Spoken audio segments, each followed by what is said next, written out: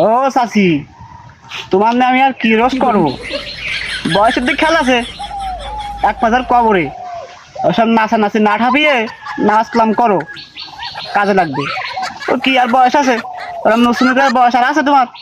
এক পা গেজার কবরে হাতে থাকবে তসবি, নামাজ কালাম করে বিড়াবা, দোয়া দরুদ করে বিড়াবা।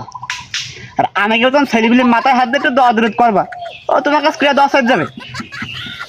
এখন তো ভালো কথা করছি, নাচানাচি না ঠাপিয়ে নামাজ কালাম করে বেড়াও, আখিরাতে কাজে লাগবে। ওই নসুনের বয়স তোমার আর আছে? নেই। ভালো হয়ে যাও, ভালো হয়ে যাও।